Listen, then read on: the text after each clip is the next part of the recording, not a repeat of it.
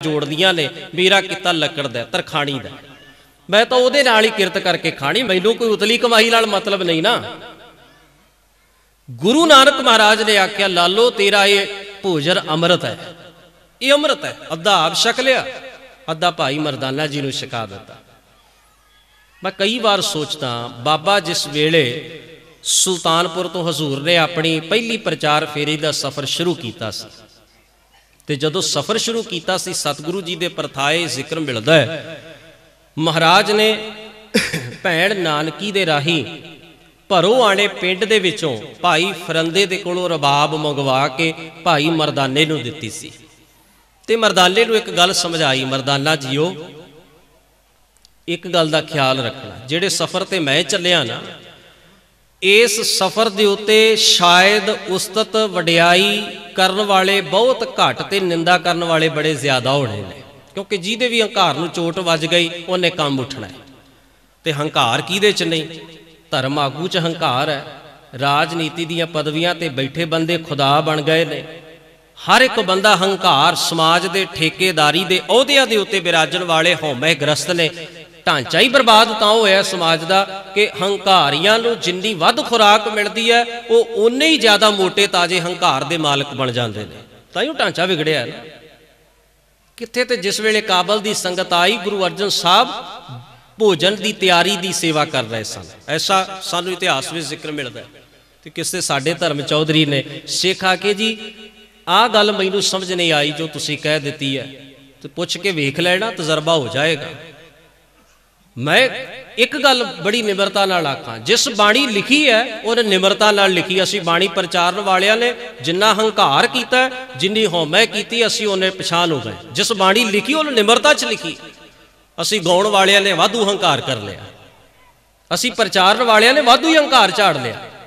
जिन बाणी लिखी वो अपने आप नूं नीच आखदा है, नानक नीच कहे विचार। जिन बाणी लिखी वो नानक शायर एम कहत है आखदा है।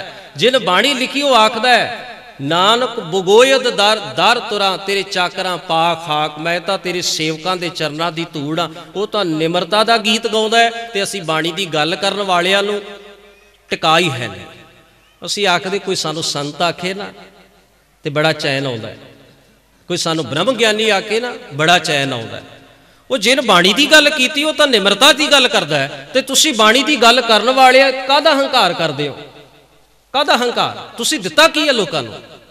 ख्याल करियो, जेड़ा बाणी लिखदा है, जेड़ा बाणी प्रचारदा है, जो ततियां तवियां ते विराजदा है, जो चांदनी चौंक विच सीस कलम करवाउंदा है, वो तो निमरता की गल करदा है। ते बाणी प्रचारन वाला तीजे पासे आपे ही चौधरी बनया फिरदा भी मैं तो हुण थल्ले उतर ही नहीं सकता, मैं तो बहुत वड्डी पहुंची हुई हस्ती आ। कहन कहावन को कई कीते। गुरु ने आख्या आखण अखवाउण वाले बड़े ने, आखण वाले भी बड़े ने, अखवाउण वाले भी बड़े ने, अखवाउण वाले भी बड़े ने भी मैं बहुत महान हाँ। ते फिर उन जे अखवा लईए ते आखण वालियां दी मगर बहुत भीड़ है। ताइयों कबीर साहब ने आख्या सी ना, जे मार्ग पंडित गए पातशाह परी बहीर, एक अवकट घाटी राम की ते चढ़ रहे हो कबीर। सो सानू कहंदे ने वेखो जी असी ते नहीं अखवाउंदे, लोग ही कहंदे ने। जे भला तुहाडी गड्डी ते कोई गाल लिख जाए तो किड्डी छेती पेंट हुंदा है। जे संत लिखिया तो किसी ने लिख दिता है, ब्रह्म ज्ञानी लिखिया तो किसी ने लिख दिता है। जे भला उत्थे कह जाए भी ये फलाना सिंह नीच है तो किड्डी छेती पेंट होके गड्डी नवीं बनती है। माफ करियो, बहाने जिन्हें मर्जी बंदा कढ़ लवे, बहानिया का की अर्थ है? बंदा जे माड़ा नहीं अखवाउणा चाहुंदा तां घट तो घट ये उन्ने क वजद विच ही रहे जिन्नी क मनुख दी पाया है। सतगुरां ने एक लकब दिता सी भाई, मैं उहदा ही जिक्र कर रहा। हजूर धन गुरु नानक महाराज ने आख्या मरदानिया जिस राह ते चलिया ये औखा है, तू मेरा बचपन का मित्र है, मैं तैथों ओहला नहीं रखना। बल्कि गुरु तो किसी को ओहला रखता ही नहीं, गुरु दे कोल जो कुछ है सिख दी झोली पा दिंदा। हजूर ने आख्या मरदाना जी ये कंडियाला राह है, भुख गर्मी सर्दी ते निंदा इस राह ते झेलनी पैनी है। क्योंकि रब दा गीत गाउण वालियां नूं, सच्चाई दा गीत गाउण वालियां नूं पत्थर भी झेलने पैंदे ने। ते मरदाने दी आंखां च पानी आया, कहण लग्या सच्चे पातशाह मैं तां उस दिन ही तेरे दर ते विक गया सां जिस दिन तू पहली बार मुंह भर के मैनू भाई मरदाना आखिया सी। हजूर कहन लगे मरदाना जी ये क्यों?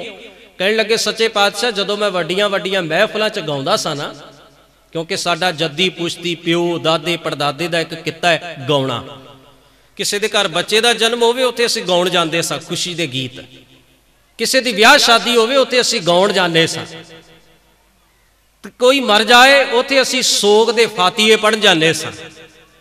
ते महाराज वड्डियां वड्डियां खानगाहां कबरां ते असीं कवालियां करन जांदे सां। सतगुरु सानू कुदरत ने दात दिती है भी एक तो साडे गले च बड़ा रस है, पीढ़ी दर पीढ़ी रियाज का यह सिट्टा है भी असीं जिथे गाउण बह जाइए श्रोतियां नूं असीं कील लैंदे आ। ते दूजा सानू आ जिहड़ी संगीत दी मुहारत है पीढ़ी दर पीढ़ी, साडा प्यो भी गवैया, साडा दादा भी गवैया, साडा पड़दादा भी गवैया, खौरे किन्नियां पीढ़ियां तो आ साजां नाल साडा वाह पैंदा है। साडे घरे ते जमदे ही संगीतकार ने। असीं अपने बच्चों नूं इहो ही विरासत दिंदे आ साज दिंदे आ ते गले दी आवाज़ दिंदे आ, इहो ही साडा विरसा। सच्चे पातशाह जदों असीं वड्डियां वड्डियां महफिलां च गाया, लोकां ने अख दियां पलकां नहीं झपकियां, मंत्र मुग्ध हो के साडियां गल्लां नूं साडे गीतां नूं मधुर आवाज़ नूं संगीत राग नाद नाल जो मिली होई सी उहनूं सुणिया। सतगुरु लोकां ने साडे अगे माया दे खजाने खोल दिते। साडे घर दुख होवे सुख होवे, साडे धीआं पुत्रां दा विआह होना होवे, सब जजमानां दे सिरों हुंदा है।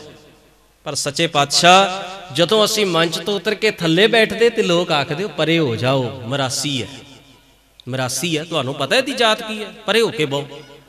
सतगुरु उस वेले साडा राग, उस वेले साडा ताल संगीत, उस वेले साडियां सोहणियां आवाज़ां मिट्टी च मिल जांदियां जदों कोई मूँह भर के कह दिंदा ओए मरासी है, इहदे नालों परे हो के बहु, नीवीं जात है।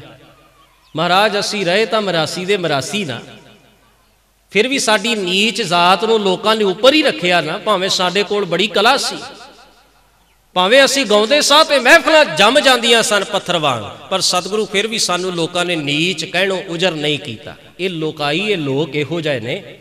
पर बाबा जिस दिन तो पहली बार मैनू भाई आख्या ना, मरदाना विक गया। उस संगीत दे सामने तां माया रखण वाले बड़े, आवाज़ां नूं सुण के तां जय जयकार करने वाले वाह वाह करने वाले तां बड़े, पर कोई इहो जिहा नहीं मिलिया जिन्हें इस जीवन नूं माण दिता होवे। सानू उदन पहले दिन उस वेले एहसास होया कि असी भी रब दे बंदे हाँ। पहले दिन जिस दिन तू भाई आखे, जिस दिन तेरी रसना तो भाई निकले ना, उस दिन पहली बार एहसास होया कि असी भी रब दे बंदे हाँ ते साडे भी कोई हक ने। तो असी तो यही समझ बैठे सा भी नीच ही हाँ, साडे घर जिहड़ा जमेगा वह भी नीच ही जमेगा। कितनी कमाल दी गल है। गुरु के प्यार वाले पहला भाई लकब गुरु नानक दी रसना तो भाई मरदाना जी वास्ते आया, पहला भाई लकब। और मरदाना इस लफज से ऐसा आशक होया, गुरु नानक दी पैड़ विच पैड़ पा के उन सफर तय किया। उन भुखा सहियां, उस लोकां दी निंदा सहारी, पर अपने मोढे ते रखी रबाब दे नाल जदों दी तार हिलदी, जदों गुरु नानक दी रसना तो करते दा गीत गूंजदा, वड्डे वड्डे सज्जन ठग साध हो जाते, वड्डे वड्डे भूमीए चोर जड़े सन वंड छकण वाले बन जाते, वड्डे वड्डे जादू टूणियां दे मां रखवाउण वाले, जिन्होंने अज असीं काले इलम धागियां वाले कहने आ, जिन्हां दे इश्तिहार अखबारां च आउंदे ने ना, जे वो अज हुंदे ते इहो जिहे इश्तिहार देने सी उन्हां ने। वो लोग गुरु नानक दी बाणी ने सीधे राह पा दिते ते संगीत गूंजदा मरदाने दा ते आवाज उठती है गुरु नानक दी। ख्याल करियो कैसा दुती जोड़ है, जिन्हों दुनिया नीच आखदी गुरु नानक दा भाई है, भाई मरदाना। जिन्हों भागो अपने घर हो रहे भंडारे ते भी सदा नहीं भेजदा, सारे भिड नूं सदा भेजदा, लालो नूं सदा नहीं भेजदा। नानक उहदे घर जांदे ने ते कुंडा खड़का के आखदे ये मेरा भाई लालो है। जिन्हों दुनिया ना वेखे उन्होंने गुरु नानक भाई लालो आखदा, वो गुरु नानक दा भाई है। कितनी कमाल दी गल है। गुरु के सिखो अज जरूरत महसूस करन दी है। जो बाणी ने आखे ना, कहन कहावन कौ कई केते, ऐसे जन बिरले जा ज्ञांतर जो तत जोग के बेते, मैल ना पावे कह तो पहुता। किन्नियां उदाहरणां ने गुरु ग्रंथ साहब की बाणी दे विच भी सब कहते हैं पाया। ਅੱਜ ਕੀ ਐਸੀ ਅਵਸਥਾ ਤੇ ਨਹੀਂ ਸਾਡੇ ਉੱਤੇ ਆ ਗਈ? ਅਸੀਂ ਕਦੀ ਸੋਚਿਆ ਜਦੋਂ ਅਸੀਂ ਅਰਦਾਸ ਵਿੱਚ ਜ਼ਿਕਰ ਪੜ੍ਹਦੇ ਹਾਂ ਜਾਂ ਇਤਿਹਾਸ ਵਿੱਚ ਨਾਂ ਲੈਂਦੇ ਹਾਂ, ਭਾਈ ਗੁਰਦਾਸ ਜੀ, ਬਾਬਾ ਬੁੱਢਾ ਜੀ, ਭਾਈ ਬਹਿਲੋ ਜੀ, ਭਾਈ ਬੰਨੋ ਜੀ, ਕਿੰਨਿਆਂ ਦਾ ਜ਼ਿਕਰ ਪੜ੍ਹਦੇ ਆ ਬਈ? ਭਾਈ ਜੋਧ ਜਿਹਦੀ ਰਸਨਾ ਤੋਂ ਸ਼ਬਦ ਸੁਣ ਕੇ ਭਾਈ ਲਹਿਣੇ ਦਾ ਜੀਵਨ ਬਦਲ ਗਿਆ। ਭਾਈ ਜੋਧ ਕੋਈ ਮਾਮੂਲੀ ਹਸਤੀ ਨਹੀਂ। ਭਾਈ ਮਨੀ ਸਿੰਘ, ਭਾਈ ਮਤੀ ਦਾਸ ਜੀ, ਭਾਈ ਸਤੀ ਦਾਸ ਜੀ, ਭਾਈ ਦਿਆਲਾ ਜੀ, ਕਿੰਨੇ ਹੀ ਗੁਰਸਿੱਖ ਨੇ।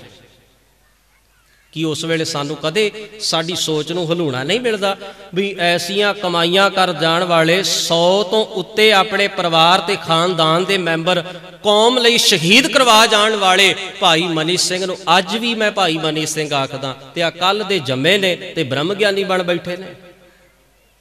ਸਾਡੇ ਅੰਦਰ ਇੰਨਾ ਹੀ ਡਰ ਬੈਠ ਗਿਆ। ਸਿਦਕ ਦੇ ਸੋਲੇ ਗਾਉਣ ਵਾਲਿਓ, ਜਦੋਂ ਤੁਸੀਂ ਅਰਦਾਸ ਦਾ ਪਹਿਰਾ ਪੜ੍ਹਦੇ ਹੋ ਧਰਮ ਹੇਤ ਸ਼ਹੀਦ ਹੋਇਆਂ ਦਾ, ਤਾਂ ਉਸ ਵੇਲੇ ਇੰਨਾ ਕੁ ਤਾਂ ਜ਼ਬਰ ਰੱਖਿਆ ਕਰੋ ਕਿ ਕਮ ਅਜ਼ ਕਮ ਉਹਨਾਂ ਦੇ ਪੈਰਾਂ ਤੇ ਮੱਥੇ ਟੇਕਣ ਤੋਂ ਤਾਂ ਅਸੀਂ ਆਪਣੇ ਆਪ ਨੂੰ ਬਚਾ ਲਈਏ। ਉਹਨਾਂ ਨੂੰ ਏਡੀ ਵੱਡੀ ਮਹਾਨਤਾ ਦੇਣ ਤੋਂ ਪਹਿਲਾਂ ਕਦੇ ਭਾਈ ਮਨੀ ਸਿੰਘ ਦੀਆਂ ਕੁਰਬਾਨੀਆਂ ਬਾਰੇ ਤਾਂ ਆਪਣੇ ਜ਼ਿਹਨ ਦੇ ਵਿੱਚ ਕੁਝ ਗੱਲਾਂ ਵਿਚਾਰ ਲਈਏ। ਨਹੀਂ, ਅੱਜ ਸਾਡੇ ਮਨ 'ਚ ਡਰ ਬੈਠ ਗਿਆ, ਅਸੀਂ ਭਰਮੀ ਹੋ ਗਏ, ਭੁਲੇਖਿਆਂ ਦੇ ਸ਼ਿਕਾਰ ਹੋ ਗਏ। ਉਹ ਕਹਿੰਦੇ ਨੇ ਕੋਈ ਬਹੁਤ ਵੱਡਾ ਡੇਰਾ ਬੜਾਈ ਬੈਠਾ ਸੀ ਤੇ ਉਹਦੇ ਕੋਲ ਕਈ ਸਾਲ ਇੱਕ ਬੰਦਾ ਜਿਹੜਾ ਸੀ ਨਾ ਸੇਵਾ ਕਰਦਾ ਰਿਹਾ। ਵੈਸੇ ਅੱਜ ਤਾਂ ਮੀਡੀਆ ਛੇਤੀ ਪਤਾ ਲੱਗ ਜਾਂਦਾ ਹੈ।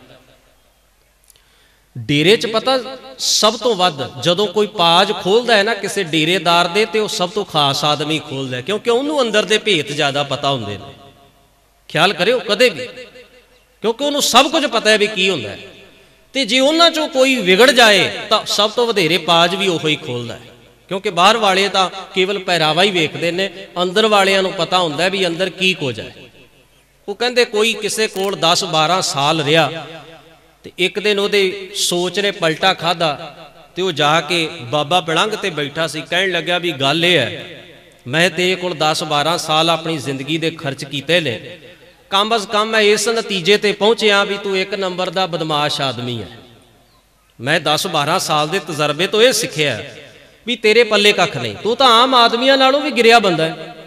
ਮੈਂ ਹੁਣ ਤੇਰਾ ਪਾਜ ਲੋਕਾਂ ਦੇ ਵਿੱਚ ਜਾ ਕੇ ਖੋਲਣਾ, ਮੈਂ ਚੁਰਾਹੇ 'ਚ ਖਲੋ ਜਾਣਾ, ਤੇਰੇ ਡੇਰੇ ਨੂੰ ਆਉਂਦੇ ਹਰ ਬੰਦੇ ਨੂੰ ਮੈਂ ਇਹ ਗੱਲ ਆਖਣੀ ਆ ਵੀ ਜਿਹੜੇ ਬੰਦੇ ਨੂੰ ਤੁਸੀਂ ਮੱਥੇ ਟੇਕੇ ਨੇ, ਜਿਹੜੇ ਬੰਦੇ ਨੂੰ ਤੁਸੀਂ ਬਹੁਤ ਸੋਹਣੇ ਜਿਹਦੇ ਤੋਂ ਪ੍ਰਵਚਨ ਸੁਣੇ ਨੇ, ਜਿਹੜਾ ਤੁਹਾਨੂੰ ਬਹੁਤ ਵੱਡਾ ਬ੍ਰਹਮ ਗਿਆਨੀ ਹੋਣ ਦਾ ਢੋਂਗ ਰਚ ਕੇ ਵਿਖਾਉਂਦਾ ਹੈ ਤੇ ਤੁਹਾਡਾ ਸ਼ੋਸ਼ਣ ਕਰਦਾ ਹੈ, ਇੱਕ ਨੰਬਰ ਦਾ ਕਰਪਟ ਤੇ ਕਰੈਕਟਰ ਦਾ ਢਿੱਲਾ ਬੰਦਾ ਹੈ।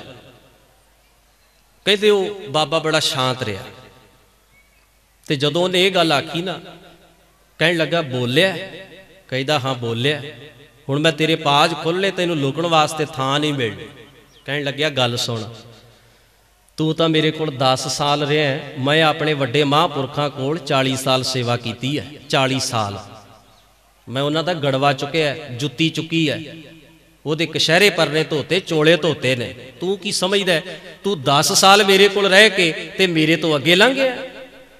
ਕਹਿਣ ਲੱਗਿਆ ਮੈਂ ਤਾਂ ਚਾਹੁੰਦਾ ਤੂੰ ਛੇਤੀ ਖਲੋਵੇ ਉੱਥੇ ਜਾ ਕੇ ਤੇ ਮੈਨੂੰ ਚੋਰ ਦੱਸੇ, ਮੈਨੂੰ ਬਦਮਾਸ਼ ਦੱਸੇ, ਮੈਨੂੰ ਸਭ ਤੋਂ ਵੱਧ ਗਿਰਿਆ ਆਦਮੀ ਦੱਸੇ। ਉਹ ਕਹਿਣ ਲੱਗਿਆ ਜੀ ਤੁਹਾਨੂੰ ਇਹਦੇ ਨਾਲ ਕੋਈ ਫਰਕ ਨਹੀਂ ਪੈਂਦਾ? ਕਹਿਣ ਲੱਗਿਆ ਨਹੀਂ। ਕਹਿਣ ਲੱਗਿਆ ਫਿਰ ਤੁਸੀਂ ਜਵਾਬ ਕੀ ਦਿਓਗੇ ਲੋਕਾਂ ਨੂੰ ਜਦੋਂ ਮੈਂ ਲੋਕਾਂ ਨੂੰ ਇਹ ਗੱਲ ਜਾ ਕੇ ਆਖੀ? ਕਹਿਣ ਲੱਗਿਆ ਅਸੀਂ ਇੱਕੋ ਹੀ ਗੱਲ ਕਰਨੀ ਹੈ ਬਈ ਇਹਨੂੰ ਦਿੱਤਾ ਸੀ ਬ੍ਰਹਮ ਗਿਆਨ, ਇਹਨੇ ਕਮਾਈ ਨਹੀਂ ਕੀਤੀ, ਪੁੱਠਾ ਪੈ ਗਿਆ, ਕਮਲਾ ਹੋ ਗਿਆ, ਇਹ ਕਮਲਾ ਹੋ ਗਿਆ। ਕਹਿਣ ਲੱਗੇ ਜੀ ਤੁਹਾਡੀ ਇਹ ਗੱਲ ਲੋਕ ਮੰਨ ਲੈਣਗੇ? ਕਹਿਣ ਲੱਗਿਆ ਮੰਨਣਗੇ ਕਿਉਂ ਨਾ, ਜਿਨ੍ਹਾਂ ਨੂੰ ਅਸੀਂ ਆਦਤ ਹੀ ਇਸ ਗੱਲ ਦੀ ਪਾਈ ਹੈ ਵੀ ਆਸੇ ਪਾਸੇ ਦੀ ਨਹੀਂ ਸੁਣਨੀ, ਸਾਡੀ ਸੁਣਨੀ ਹੈ, ਉਹ ਤੇਰੀ ਕਿੱਥੋਂ ਸੁਣ ਲੈਣਗੇ? ਤੇਰੀ ਜਗ੍ਹਾ ਰੱਬ ਵੀ ਆ ਕੇ ਚੁਰਾਹੇ ਤੇ ਖਲੋ ਜਾਏ ਨਾ, ਸੁਣਨਗੇ ਨਹੀਂ, ਕਿਉਂਕਿ ਇਹਨਾਂ ਦੀ ਸੋਚ ਅਸੀਂ ਮਾਰ ਦਿੱਤੀ ਹੈ। ਤੂੰ ਕੀ ਸਮਝਦਾ ਪਿੰਜਰੇ ਕੇਵਲ ਜੰਜੀਰਾਂ ਦੇ ਹੁੰਦੇ ਨੇ? ਨਹੀਂ, ਅਸੀਂ ਇਹਨਾਂ ਨੂੰ ਇਹੋ ਜਿਹੇ ਪਿੰਜਰਿਆਂ 'ਚ ਪਾਇਆ ਕੋਈ ਸਾਡੇ ਸਾਹਮਣੇ ਉੱਚੀ ਸਾਹ ਨਹੀਂ ਲੈ ਸਕਦਾ, ਸਾਡੇ ਸਾਹਮਣੇ ਸਾਹ ਨਹੀਂ ਲੈ ਸਕਦਾ। ਅਸੀਂ ਜੇ ਆਖੀਏ ਨਾ ਕਿ ਆਹ ਸਭ ਤੋਂ ਵੱਡਾ ਇਸ ਇਲਾਕੇ ਦਾ ਨੇਤਾ ਹੈ, ਭਾਵੇਂ ਸਾਨੂੰ ਪਤਾ ਹੈ ਕਿ ਉਹਦਾ ਕਰੈਕਟਰ ਕੀ ਹੈ, ਉਹ ਕਿੰਨਾ ਬੇਈਮਾਨ ਹੈ, ਅਸੀਂ ਕਹਿ ਦਈਏ ਨਾ ਇਹਨੂੰ ਵੋਟ ਪਾਉਣੀ ਬੜਾ ਗੁਰਮੁਖ ਹੈ ਤੇ ਪਾ ਦੇਣਗੇ, ਪਾ ਦੇਣਗੇ।